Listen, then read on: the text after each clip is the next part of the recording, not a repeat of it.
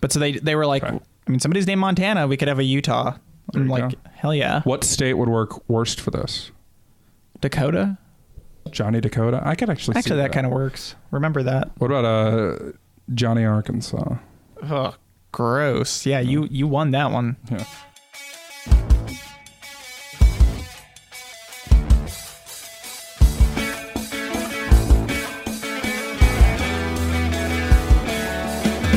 Hello and welcome to the Critical Breakdown, the podcast where we start at the bottom of Rotten Tomatoes and work our way to 100% fresh. I'm Max. And I'm Scott. Today we're talking Point Break, rated 68% on Rotten Tomatoes. Yes, criminally. We are. Yeah. That's 91's Point Break, by the way. 1991. Not the 2015 remake. Which we don't want to speak about, and thankfully we won't speak too much to it, but we'll have some thoughts on. I got one thing. The trailer. I got one thing to say about it. Fuck you. No, I'm just kidding. Fuck off. How you been, man? Good, man. What a week. It's been a week. We've been celebrating around here because it's Point Break week. Yeah, it's a big week. This is actually a little behind the curtain for everyone. This is the reason we started the podcast, is to review Point Break eventually. I'm usually just talking to people about Point Break, so it's good to just put a microphone in front of me and capture it for once. So. Yeah. Just let that roll. You know? Like the waves on the ocean. Beautiful. What you been watching, Scott? I've actually, I go through moods. I'm like, I'm not feeling a movie. I've been in a movie mood. No Office this week, huh? No Office. I just finished, so I could catch a few movies before it starts again. That's fair. I've watched a lot of stuff. Some stuff I have very few thoughts on. I watched the documentary on Netflix, Casting John Bonet. Have you seen that one? Yeah, I think I brought it up before. Yeah, I think you did. That's why I won't talk too much about it, but I thought it was really cool that it was a documentary that doesn't go out to try and solve a murder or paint you in any direction. It's just thoughts from pretty much real people, and that was just cool. I have mixed emotions on it because I like some of the formalistic methods of it, of showing the different people doing stuff, and some of those shots I felt were super powerful, but at the same time I wasn't satisfied watching it as a documentary, not just satisfied from a story perspective, but parts of it felt kind of exploitive for me. Such as when they were talking about those people's, the murders in their lives and stuff. Because that was a little weird, but when you get right down to it, this is still a real thing that affected people. So it's kind of hard for me to digest it fully. It's an interesting watch, though. One of the coolest things about OJ Made in America, which is phenomenal, is you get to feel how the public reacted to the case, and that's what this did. Yeah. I barely know what John Bonet was before I watched this. Yeah. So, no, I mean, it is a look at the public persona of it. Yeah. And again, it's not solving anything. No. Making a murderer the whole time. It's pushing you towards a side, right or wrong. Some people say it hides information. Yeah. And this one's more narrative. This one's just a slice of that time. The people are super interesting in it, though. Yeah. So that's good. And it was weirdly funny, because it was the people would do the acting, and some of them were weird. Yeah. Like the one guy who brought in all the whips. Yeah, the bondage guy. Yeah. He's definitely who sticks out in my mind. Yeah. So I watched that. Another with a few thoughts. I watched Whiskey Tango Foxtrot, the Tina Fey, Margot Robbie, Martin Freeman Afghan War. It's not a dramedy. It's a black comedy, maybe. It's tough to pinpoint. It's a very understated comedy, kind of. It's not slapstick funny, but it's very I don't know, very matter of fact, maybe. It was good, though. I mean, it was fine. I don't have many thoughts. Watch it if you want. As someone who's not hugely ecstatic about Tina Fey, you're fine with her, but I mean, I'm not anti Tina Fey. I didn't watch 30 Rock. That's the whole of that. Well, it's that paired with the not feeling Kimmy Schmidt, which I think both opinions are fine. Does she end up playing a character in Kimmy Schmidt? She's I know she's the EP and the writer. Yeah. She plays a dumb character in the first season, but that's all I could speak to. I think this movie was directed by the other showrunner of Whiskey Tango Fox, or of Kimmy Schmidt. So that's interesting. Margot Robbie was really good, I thought. Yeah. It was just interesting. That's cool, man. Good stuff. It's on like all the streaming services, so I've been meaning to just try it. It was one where I was ill, and so I was at home, and I was like, if I fall asleep, I don't mind. I didn't fall asleep. Yeah. But, the big one I watched this week was a former Oscar winner, $1 Million Baby. Uh-oh. Yeah. It was good. I've never seen that one. Yeah. But I remember it getting all the awards. Yeah, I mean, it got a lot of buzz, and the reason it was back on my mind was because I don't remember the source. I want to say it was like The Guardian or New York Times put out a top 20 movies of the 21st century list, and that was really high up there. It might have even been their number 1 or 2, and I was surprised, but I watched it. It's just That's really the one we good. talked about, right? Is that the one where they had 40-Year-Old Virgin like right at the bottom? Yeah, that list. Yeah. It was an interesting list. It was an interesting list for sure. And so I decided to watch it, and I'm glad I did. It's really good. There was like, I think it might have been a 25 list. Yeah, maybe. And there was like between 5 and 8 movies I had never seen. Yeah. And that was actually one of them. Yeah. So I recommend it. I believe it's on some streaming. I can't remember which, if it's Netflix or Amazon. It's your boy Eastwood, right? Yeah, and he's actually really good. I think as a director, he's plain isn't the right word, but none of his movies like do really bold and innovative things. I think he's just a really solid director. I think he's an acting director personally. Like, what does that mean? Well, like he for me, a lot of his direction is more focused on like the performances. Sure. And like your cinematography would be more based around blocking the actors and getting them for like the highest appeal of their performances. Yeah. But at the same time, I think he also respects like the writing process too. Like he's not just like an over dramatic performer himself. But a lot of his work that I've seen, it's more focusing on these like performances basically. Yeah. So yeah, like one comparison I'll do is $1 Million Baby and Creed. Not super similar in actuality, but they're both boxing movies. Creed does really good, really long single take shots and does a lot of really cool camera work and stuff.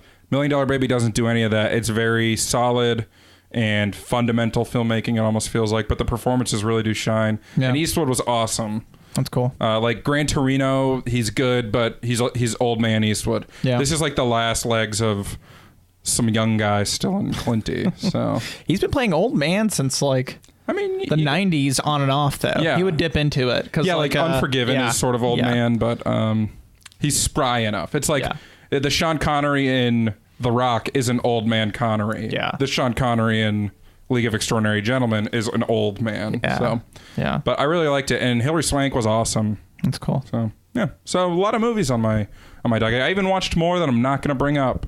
Wow. Yeah. Save some for the rest of us. Yeah. You know. Well, what do you take?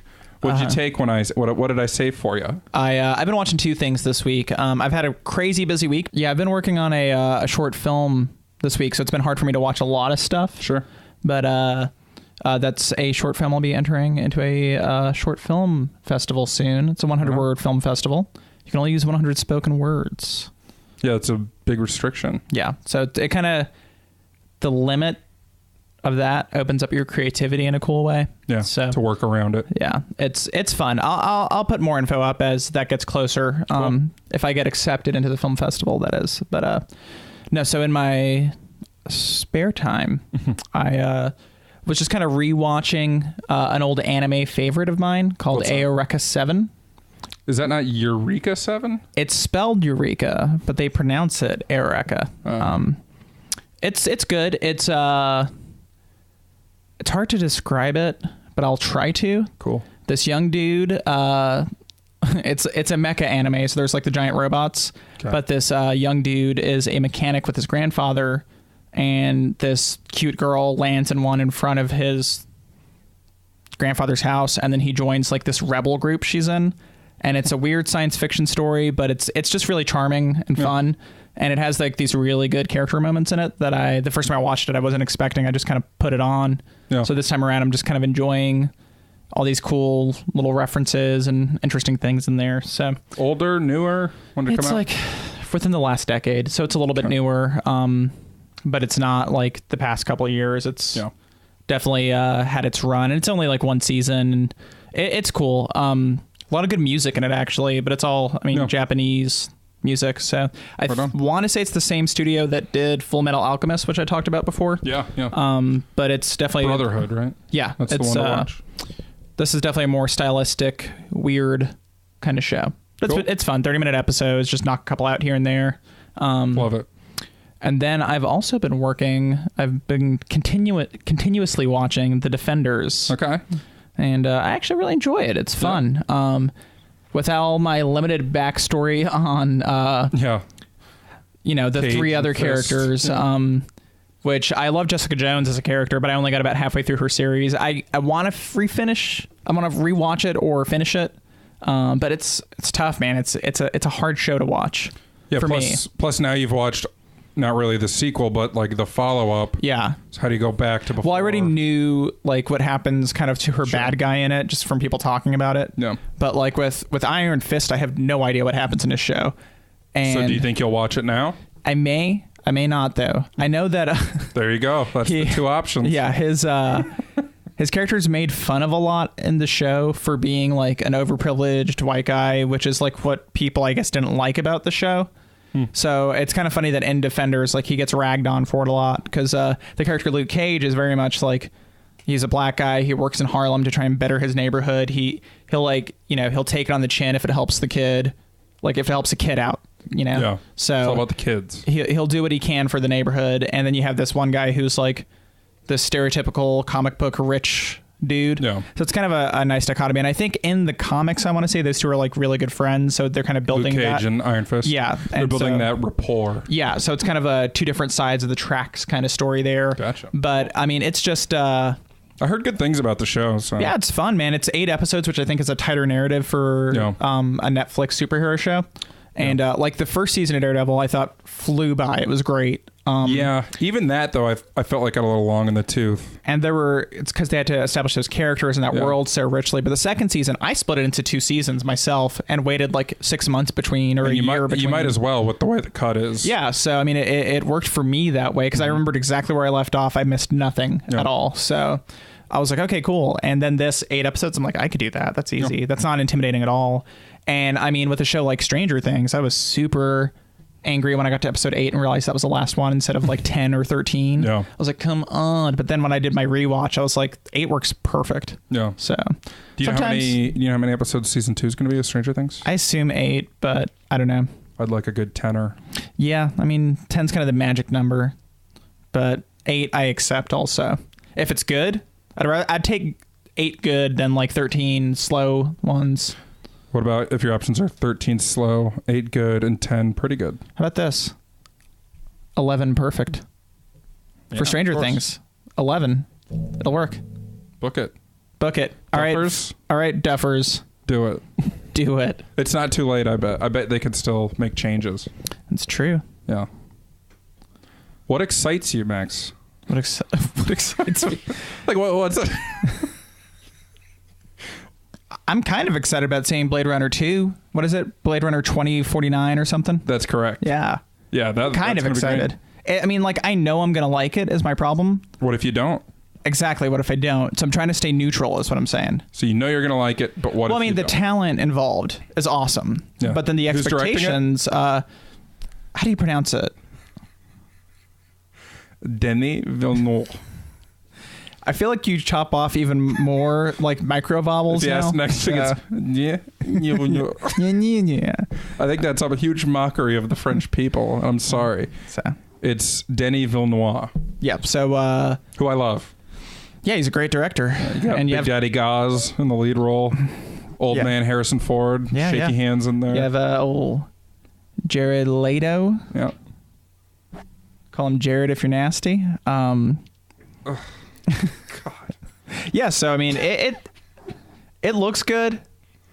I'm not excited anymore after that Jared Leto comment.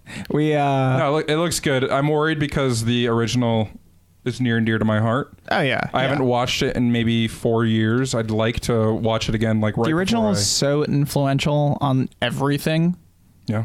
That came after it that it's almost like it probably didn't on its own invent a setting like this cyberpunk. No, stuff, but it established it to almost. A different level. It brought that to the public. Yeah. So it's just, I think it'll be good. Yeah. And I think I will enjoy it, but I know what it's going against. It's kind of like right before The Force Awakens came out, I was a little worried because I was like, I love Star Wars. And I remember when the prequels came out, I was like, yeah, this is going to be amazing. Of course it's going to be amazing. Like, Star Wars is amazing. Why wouldn't the prequels be amazing? And then I was like, holy shit. And then, so with Force Awakens, it was, you know, this worry where it's like, what if that happens instead of the other one that we want to happen? Yeah. So now it's like, okay, well, they're dipping back. It's almost more like, that's kind of the feeling I have now, where that slight worry, but then it's also, what if this is another Prometheus or another, you know? Yeah. No, I mean, it's risky to bring back There's so much going on with such a beloved property. Yep. But I am excited about it. Yeah. I know we saw the trailer recently. I watched it. And I leaned over. We saw it in theaters when we saw it. And I leaned over to you and I said, the secret is that they're all replicants. And then you gave me this look like I was an idiot. And then your face lit up like excited. And then you gave me the idiot look again. And I feel like you didn't know what to do with it. So... I was worried that you spoiled it for me. But I haven't seen it. How dare you? Does that count as a spoiler if you've never seen it? I don't know. This is a bigger discussion in my mind because, like, does it count as a spoiler, like, all the fan theories for Westworld when people were picking everything apart and then they figure everything out beforehand and so you read it? Are you spoiled? Or did you just read a lot of very correct guesses? But at the same time... Because I honestly think Westworld was ruined for me by the online community figuring everything out. All the things that should have been those magical moments, I was just waiting for them to happen. But I felt... See, there's some properties where if you miss it and then they reveal everything at the end, you're like, well, that's kind of dumb. Yeah. And to me, that's how Westworld would have felt. All I can speak from is, like, my mother, who watched Westworld and loved it. She was not in on all the online theories and stuff, and she loved the ending. Yeah. But then there's also my sister, who I think she fell asleep during the finale. I'm not actually sure if she finished it. You know what, Max? Let's just stop beating around the bush. Let's get to it. Point Break. Also known as one of the best movies. Definitely the best movie we watched. Okay, I thought there was a qualifier. No, I mean, I'm just cutting off there. Yeah, no, it's great. Definitely one of my favorite movies. For the uninformed, what's the plot synopsis of Point Break? For you plebs who have never seen it. There's enough of a pause after you that I thought you meant for me. I was like, I was there when we watched it. We just watched it. No. For all the troglodytes who have never seen this cinematic jewel. You know, normally I'd say Max doesn't speak for both of us. But fucking watch Point Break, people. An FBI agent goes undercover to catch a gang of surfers who may be bank robbers. Perfect. I mean, there's so much more nuance within the film. Perfect and schlag. So why'd we pick it? Why'd we pick Point Break? It's if The Rock is like the ultimate end of 90s movie, this is the ultimate early 90s movie. Yeah. Kind of kicks off the decade. Yeah. With a bang. Yeah, dude. Kathryn Bigelow directing. First woman to ever win the Academy Award for Best Direction. Not for this. Yeah, she won it for the Hurt Should have Locker. been for this. I don't know what this was up against, but no, you know, it was probably Silence of the Lambs. Nah, yeah. I mean, Silence of the Lambs is good, but if you offered both, I'm going to pick Point Break every time. Depends on the mood, you know. For me, I'm just saying. I mean, Silence of the Lambs, from like a technical standpoint, is probably the objectively better movie. But Point Break is significantly more fun and enjoyable. And there's plenty of reasons to pick that. Yeah. Keanu Reeves and Patrick Swayze is an iconic pair. Johnny Utah and Bodie. Name a more iconic pair. I'll wait. Yeah, there we go. We just memed it. Now I'm not going to say anything the rest of the pod. So I think Scott's going to be waiting for a while. So I'll just talk about the other films we didn't pick. I'm back. Okay, Scott's back. Shutter Island. Yeah, I like Shutter Island. I don't dislike it. I just fell asleep in the first 20 minutes and never woke back up. In my opinion, and I don't mean to be so bold, but I think that means you didn't like it. It didn't grab me. I won't fairly speak to whether or not I liked it because I didn't give it a fair enough shot. Okay. But I thought it was boring and I fell asleep in 20 minutes. But you're right. At the same time, I know sometimes you're not in the mood to watch a movie and you fell asleep. That happens. Also, I haven't seen it fully because I fell asleep, but I assume it's one of those crazy in your head type of things, and it's a very talented filmmaker behind it, and very talented acting talent. Marty Scorsese. So it's like, I assume he can do it and do it well. I just haven't seen it yet. It's fine. Yeah. You can probably see the twist coming from a mile away. Yeah. Somehow it knocked me off my ass. Like I had no idea it was coming. So is knock me off my ass We're going with it, man. If it's not, it's now a saying. It is now. That's in your lexicon, people. The Scootsicon. A film I did enjoy a lot, Horrible Bosses. Yeah, Horrible Bosses was good. It's a fun comedy. I think it was like more fun than it had any right to be. Yeah. And that's kind of a blend of like the talent, the comedians are very funny. Yeah. The premise is stupid enough but relatable. Yeah. Everyone's had a shitty boss, you know, like it's fine. You can grab onto that. Yeah. And then just all the situations are funny, man. Yeah.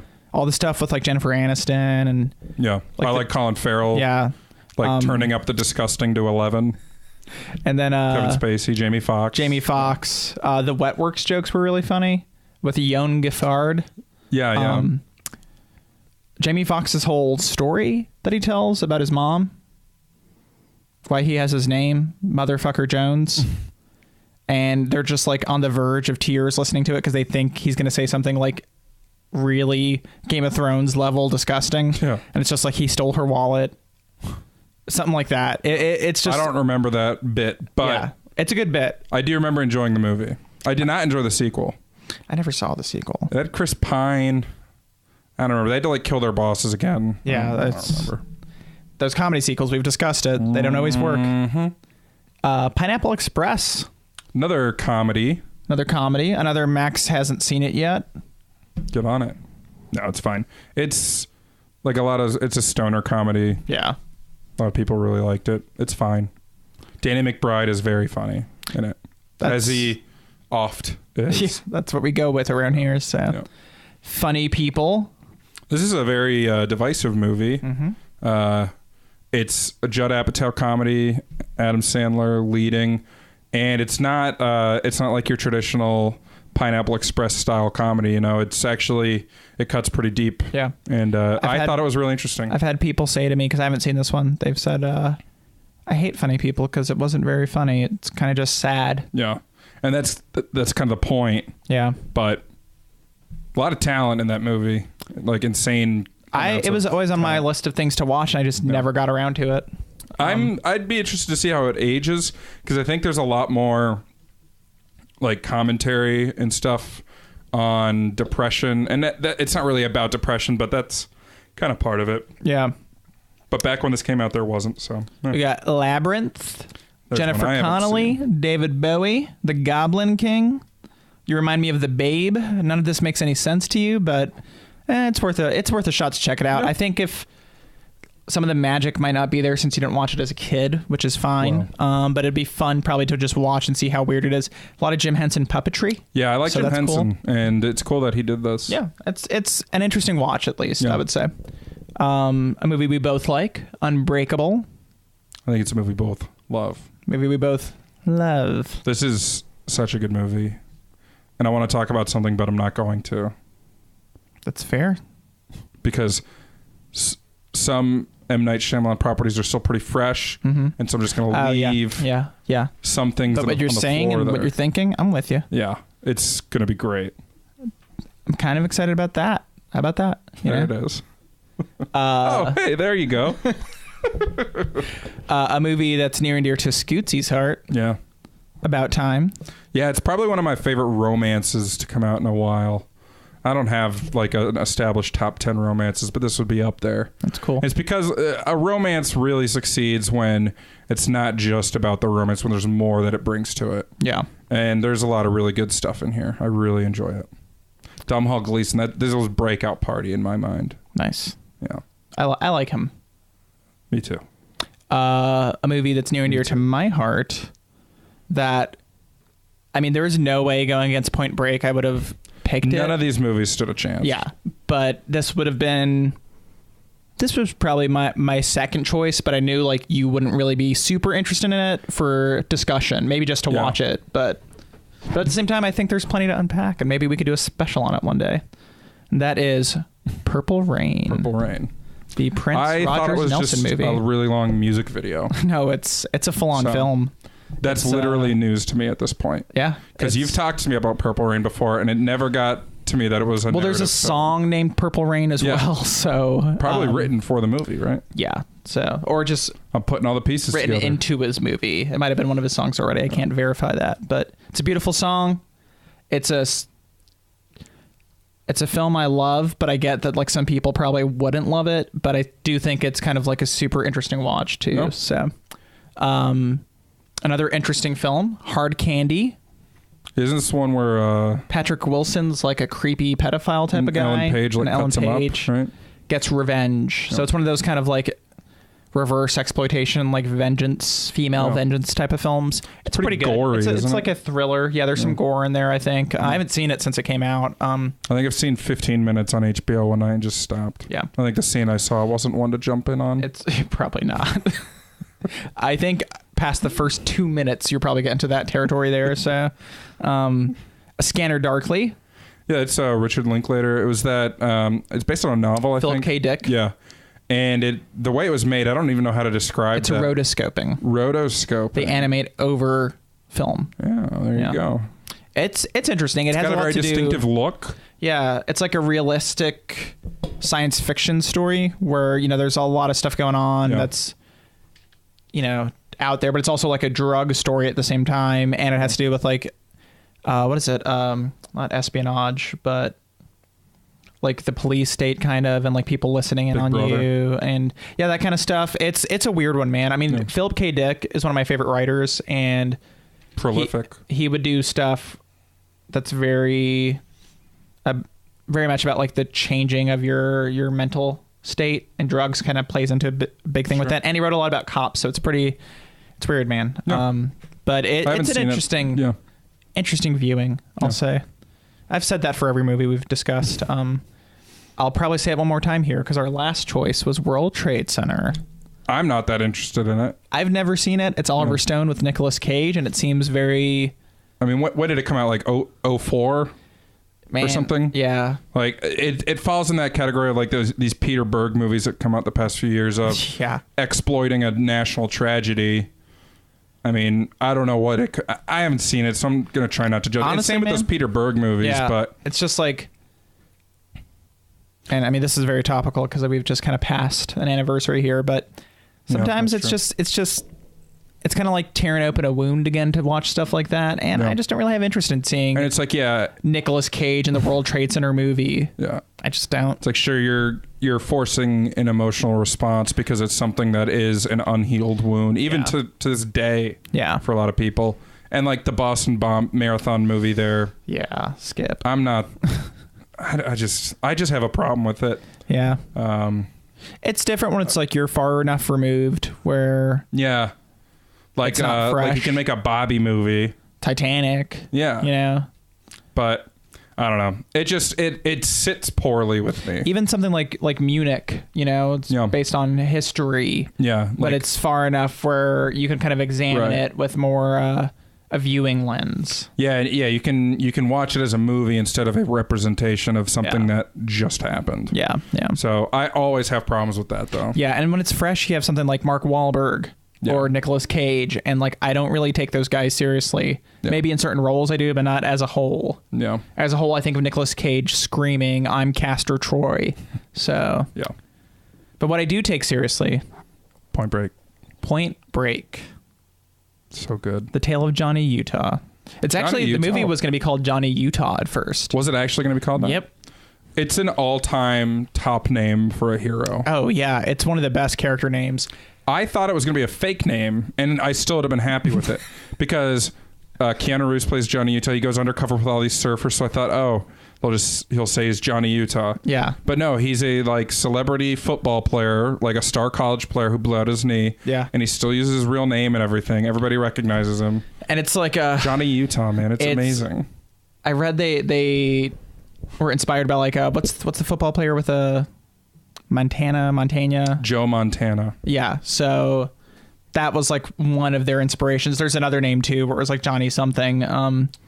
But so they were like, I mean, somebody's named Montana. We could have a Utah. I'm like, hell yeah. What state would work worst for this? Dakota? Johnny Dakota. I could actually see that kind of works. Remember that. What about Johnny Arkansas? Oh, gross. Yeah, you won that one. Yeah. We already said this is directed by Kathryn Bigelow.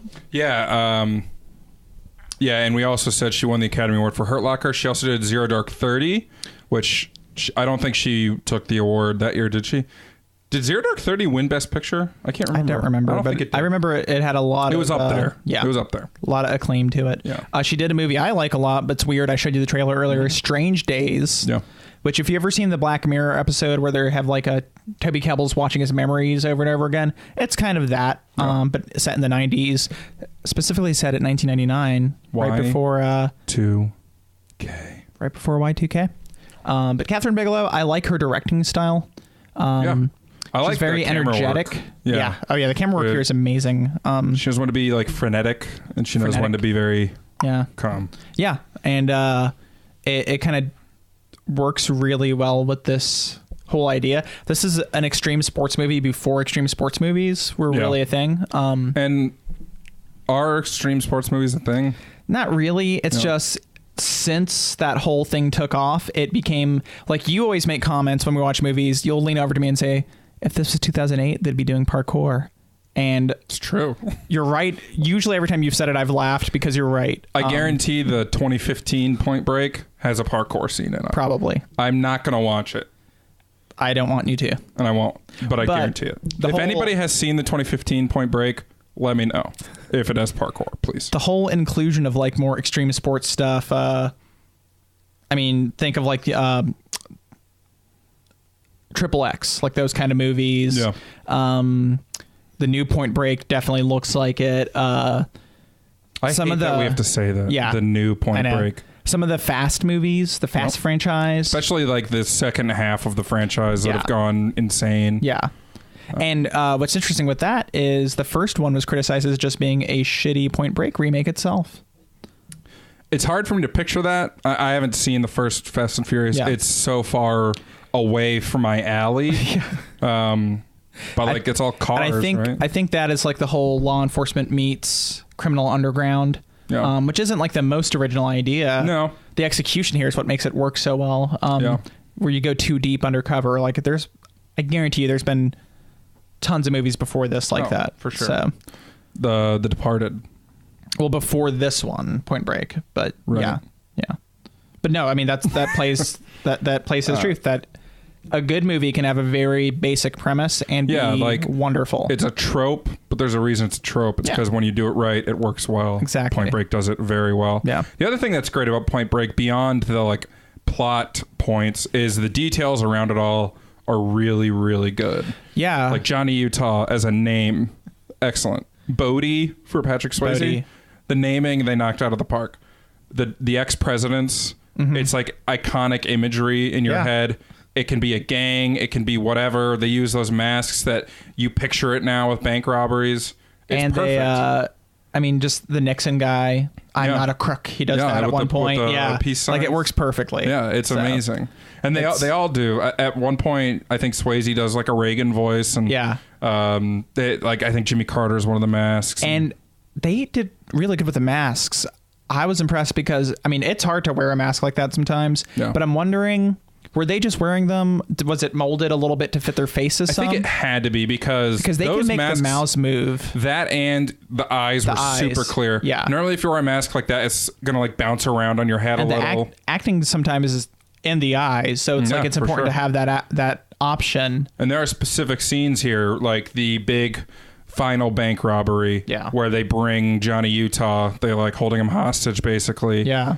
Where he's like making eye contact with Bodie when Bodie makes the call to go to the vault. It's a big moment because at the start of the movie, they talk about how smart they are. They never go for the vault. They never get greedy. Yeah. And this was Bodie's last one. They were going to get out, so they went to the vault and ended up blowing up on him. Yeah. But it's such an emotional moment there. Mm-hmm. And it's especially tough because Johnny Utah is very emotionally invested. He actually likes at least Bodie, but probably the whole crew. Like literally right before that scene, the climactic scene, they did this magical, amazing skydiving sequence that it's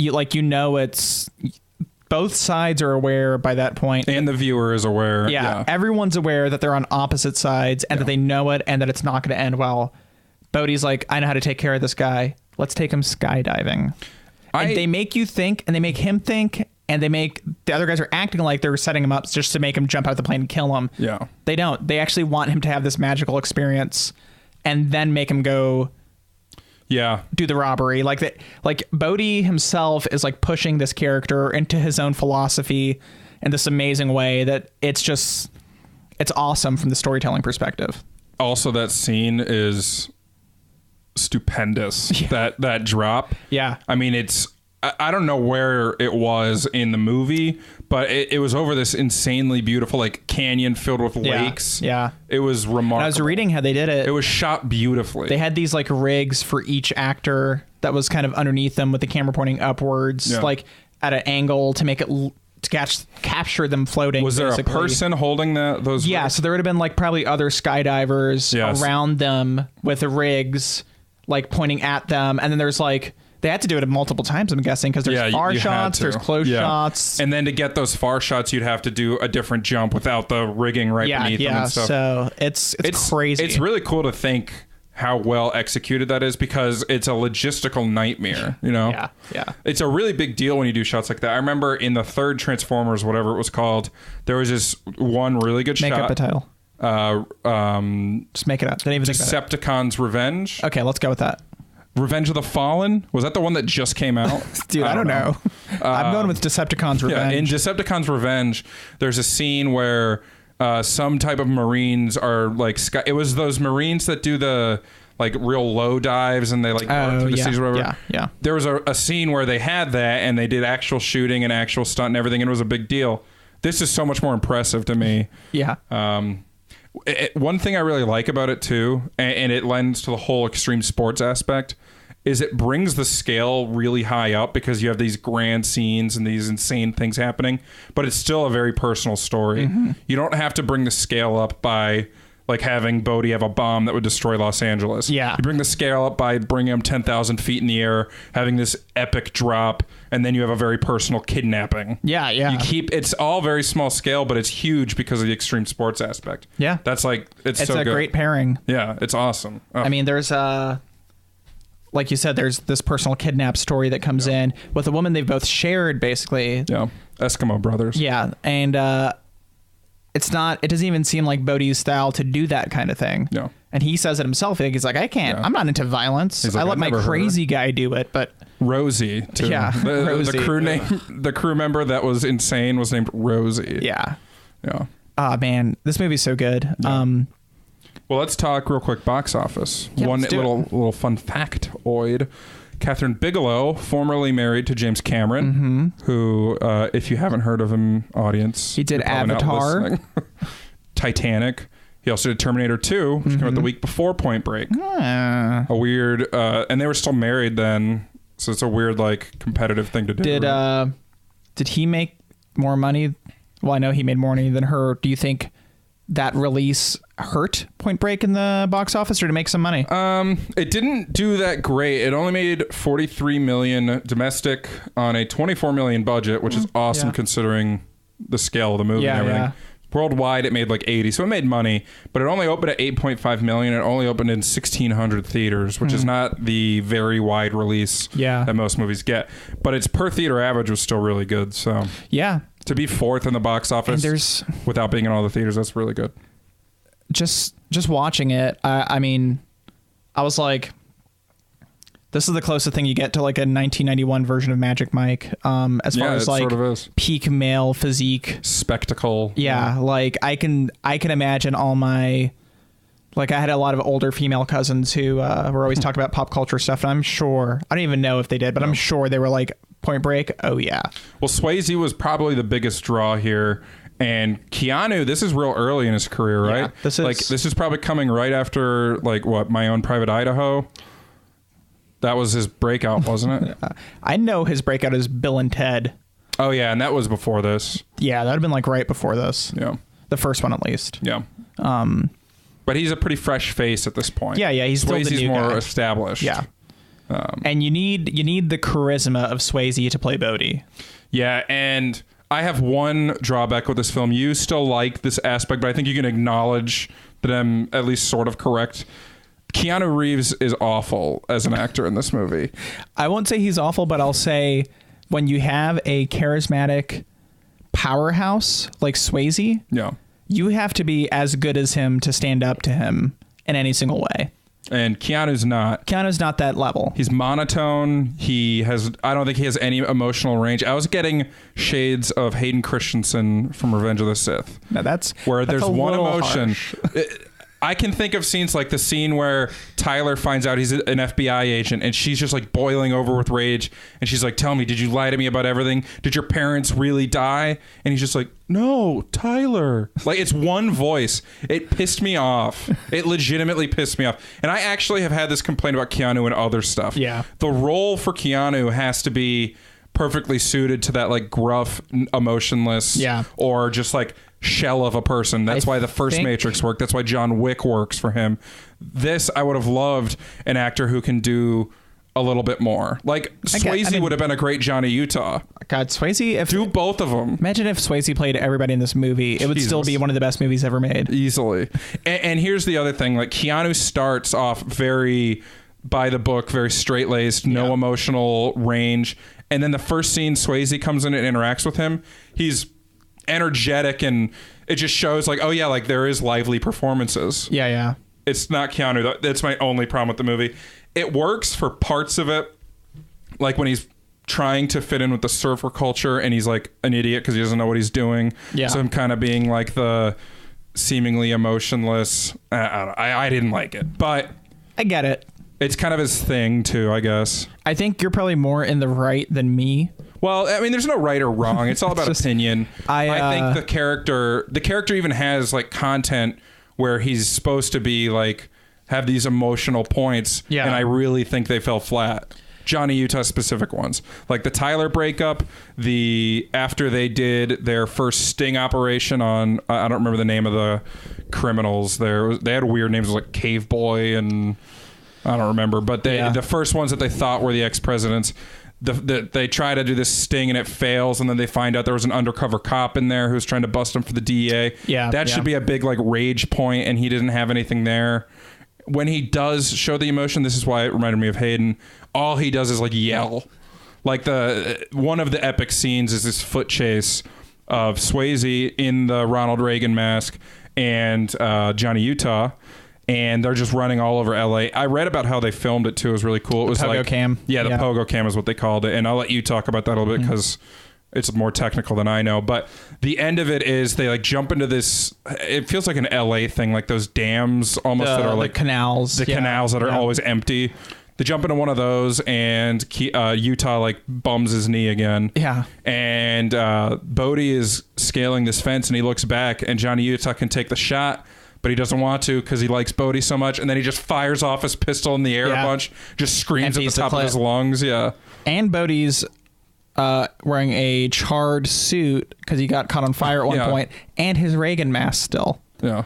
And I will say he was still the better performer in that scene, which is amazing. Yeah, of course he was. That's the most Keanu does. And I accept that completely. Yeah. And I get you on it. For me, I think one of the reasons it works is because I see Keanu as like Johnny Utah is a man who had a dream to be a football player, and that was taken away from him. So he's dead inside. Part of him's dead inside, yeah. And it's almost like he's dead inside because he completely bought into this power structure of police work, FBI, and he's kind of stuck himself in this box, like he is a boxed-in man. He's behind a wall. Yeah. And Bodhi is this like force of nature who is there to push him out of that and kind of break down the walls. And I have some Bodhi quotes that I love that I can just kind of bring in here to kind of support my theory. Let me just respond to one thing there. I can agree with that first part, but once Bodhi breaks down those walls, I'd love to see like a loose and carefree. Yeah. You almost get it when Johnny Utah goes back to the FBI with his surfboard because it won't fit in his car. Yeah. And he's talking to John C. McGinley, who, by the way, is in this movie. Yeah, we haven't mentioned that. And he's just like, he's early career McGinley, which Yeah. is like yelly authority figure. Yeah. It's Dr. Cox without the funny. Yeah. And he just tells him, he's like, oh, I cut my first breaker or whatever. I don't remember what he said. But like, there's no fun in the way he says the line, and I don't know. Anyways, let's hear these Bodie quotes. He was probably worried to be too Bill and Ted. Sure, is my guess. Sure. Let's hear these Bodie quotes. This is the way to live your life now. And what I like is Max is going to set this to some nice music. Yeah, I could throw some waves in the background. Yeah, throw some like wave music. So the first quote I will read us here. Yeah. Fear causes hesitation, and hesitation causes your worst fears to come true. You have to think about, Johnny Utah in that sense. It's almost like he's speaking directly to him. Yeah. If you want the ultimate, you've got to be willing to pay the ultimate price. It's not tragic to die doing what you love. This is where the wave should crash in the background. Yeah, we'll crash there. Yeah. And then this is a long one, so give me a moment here. This was never about the money. This was about us against the system. That system that kills the human spirit. We stand for something. We're here to show these guys that are inching their way on the freeways in their metal coffins that the human spirit is still alive. Don't worry about this guy, okay? I know exactly what to do with him. That's in reference to Johnny Utah. But no, there's this whole like wild aspect to Bodhi, which the like name he's an Bodhi, untamed animal. The name Bodhi is from a Buddhist term, bodhisattva, which is an enlightened being who, out of compassion for others, forgoes nirvana in order to save others. And Bodhi means wakefulness. So it's almost like stay woke. It's almost like Bodhi is this spiritual being as much as he is like a flawed man.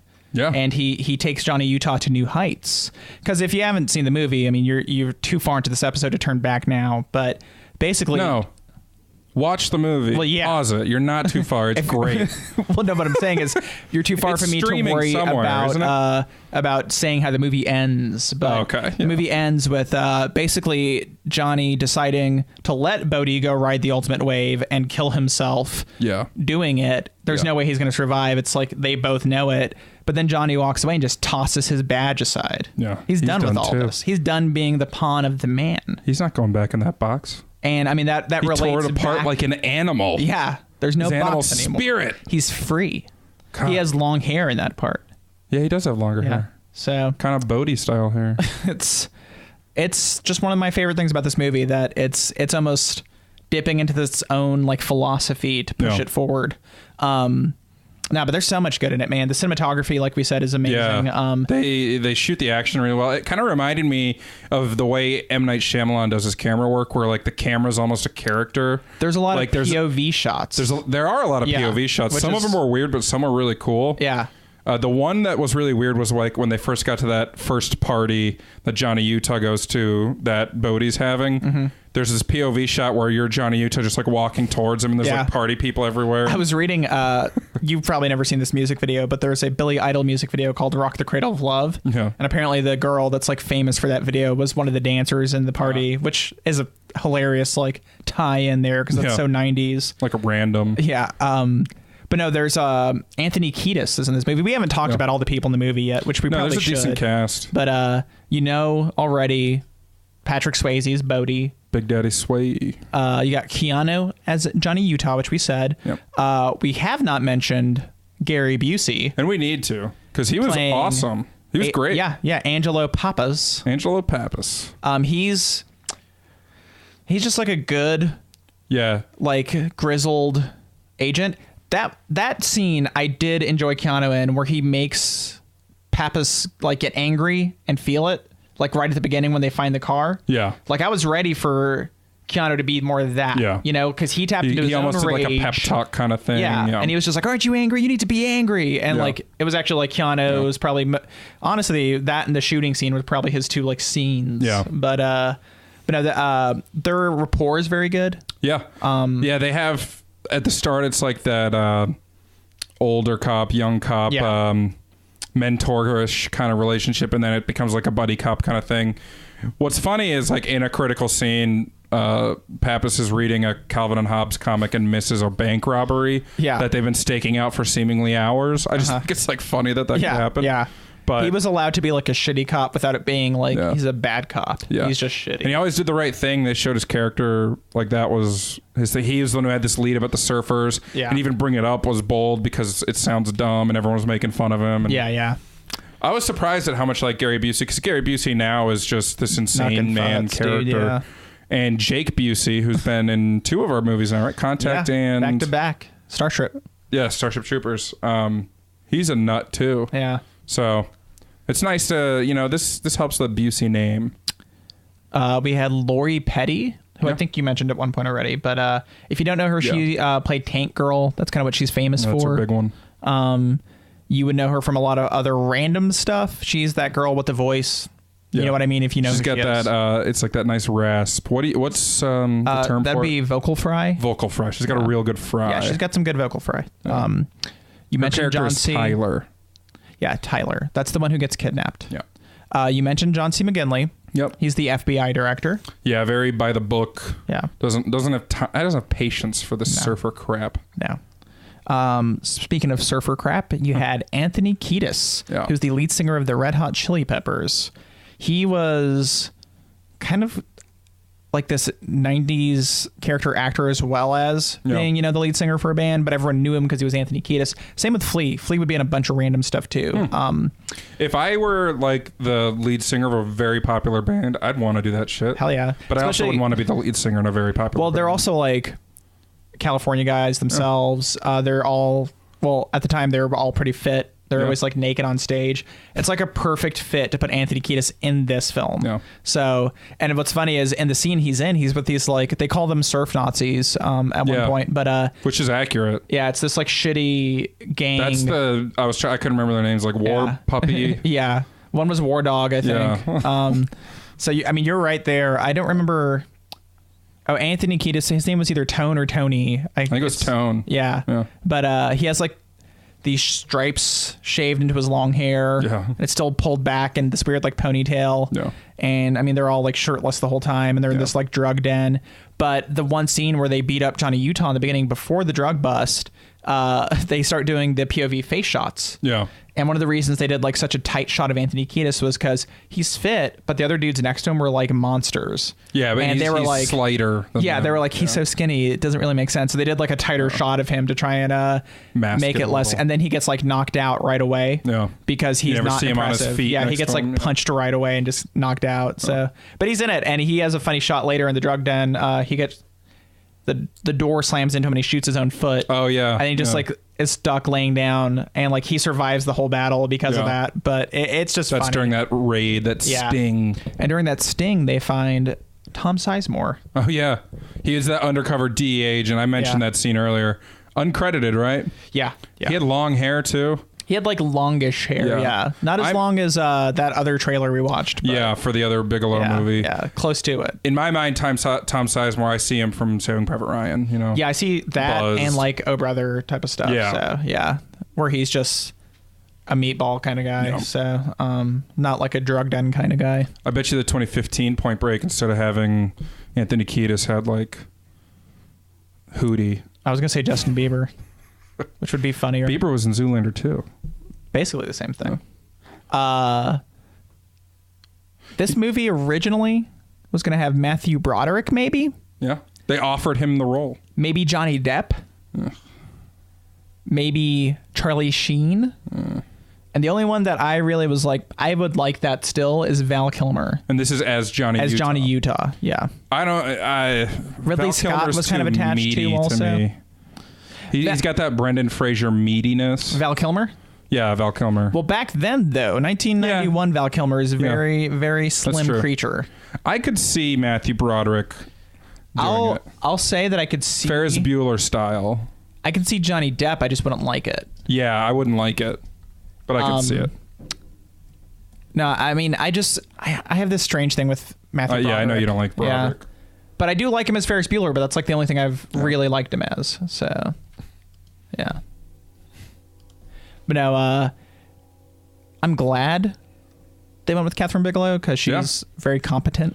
And Ridley Scott's good. Don't get me wrong. Yeah, no problems with Ridley Scott, but the flavor would have been different here completely. Yeah, it was. I mean, everything Bigelow did in this movie was excellent. Yeah. And I mean, the camera work, honestly, we is mentioned the thing that the sets it Pogo apart. Cam, which is, it's kind of like a gimbal system, like a Steadicam would be, but it's on this like long wire pole thing they created with a wire frame to show the camera operator like what the camera's on, even though he's not looking at it. Yeah. So they kind of created this whole unique, weird system for it, but it allowed them to run through all the canals, all the buildings, keep the camera running. They did it for the big chase, foot chase. And I mean, that scene's amazing, so I'm glad they did that. Yeah. And then it reminded me of the scene in Heat where they're running through the streets. Yeah. Because it's like so frantic and chaotic and kinetic. And now you see these, it's like a thing now especially with filmmakers and film buffs, to talk about the one-shot takes, and we do it all the time because, I mean, who doesn't love a fucking good one-shot, you know? Yeah. But at the same time, it's like when you can make a scene that doesn't need to be a one-shot, it's just traditionally edited, but it's awesome because you're using like very good camera work. It's almost better. Like the one-shot's cool, but sometimes it's just like it's a circle jerk for us, you know? Like it really we all is. love it. I'm kind of back out. Like I think one-shots are neat, but I don't want to watch a movie that's like, oh, like wait till you see that one shot. It's the whole reason to watch it. I'll just say Roger Deakins, who's a legendary cinematographer, he has a quote. I think I saw it in either a Nerd Writer video or I think it was actually an Every Frame a Painting YouTube video, where he says the cinematography should be so good you don't even notice it. Yeah, exactly. And it's the one shot you notice. Yeah. And really that's good the thing camera is like work. Sometimes you don't want to notice it. Yeah. So I don't. There wasn't like a big one shot in this, really. No, the editing's very tight, very good, very. I mean, natural, but also very fast. Yeah. Especially for like 91. This is right before MTV editing really took over, like the Armageddon style editing. So that's like the less than 1 second per shot, like the like Taken, like the Taken clip we always laugh at. So that originally was called MTV editing just because it was so like crazy. Yeah. But this is definitely an influence on that, I think, where it had very nice, the action sequences. I mean, the other sequences are very traditional, but the action sequences, you can always see what's going on. What's cool is the surfing scenes. We haven't even talked about that. There's these, I'm guessing they did the rig system for that also, but there's these shots of Bodhi, like POV face shots while he's surfing that you could tell he's actually doing.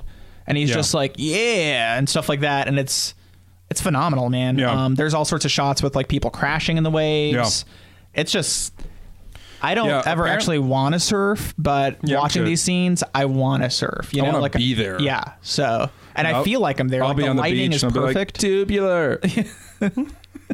But no, like apparently Keanu learned to surf for Point Break and still to this day surfs. I can't blame him, man. Yeah. I'd want to relive Point Break every day too. Yeah. We mentioned the $24 million budget, which is awesome. That's like your mid-budget film in the 90s. The mid-budget film is dead kind of right now because we're hoping these for budgets a comeback, have ballooned. We've seen some successes on them, but 2015 Point Break, $105 million budget. $28 million domestic. So good job, America. $28 million too much. You know what? Kudos to America for not going to give them money. Yeah. Christmas Day release too. It looked so bad. Yeah. We watched the trailer. Scott was like, hey, if we record later in the weekend, I'll watch it. And I was like, let's record as soon as possible then, because I don't want you to watch it. One of the big things with the new one is it's composed by Junkie XL. Cool, I man. barely know what that is. I think they did something with Mad Max. Oh, yeah, you're right. Okay. I think they're one of the composers, if not the composer. Yeah, so it's all over the box art and stuff. That's like the only appeal to that movie then.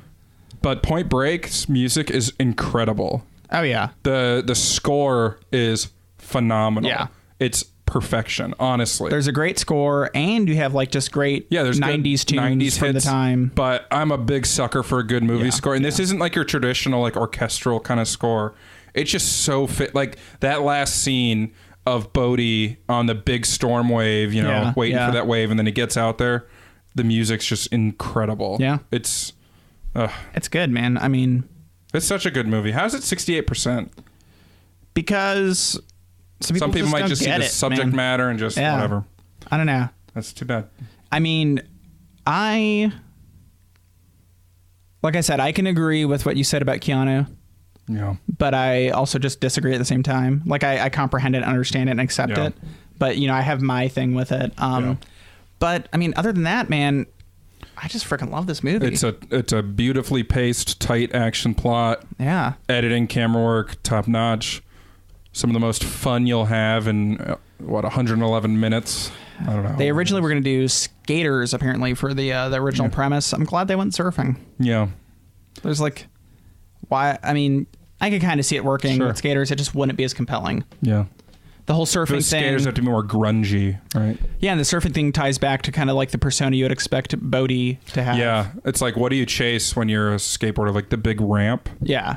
Yeah. Because they make a big point of the big wave, like this storm that only comes once every 50 years and all that. It's the big rush, and that, like I said in the beginning, that whole extreme sports aspect, just barely understood at this time. Yeah.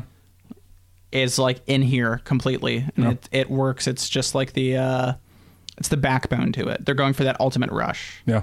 And the ultimate rush is, dying how you live. You know what the ultimate rush is, though, as it turns out? What? Point Break. It's true. All of it. Let's put a pin in it there. We don't need any more superfluous language on this. Just go out and live your life like Bodhi would. Yeah, man. Fear. Don't fear. Just do it. Die how you live. For me, is anxiously. Max, where can the good people find us? You can find us chasing the big one. Yeah. Or just find us at thecriticalbreakdown.com. Get that wave music going again for this. Set that mood. You can find me reading Calvin and Hobbes instead of doing my work. Yeah. Or you can find me on Twitter at Max Rivera Film. You can find me and the rest of the boys playing football down on the beach, shirts for skins, headlights on.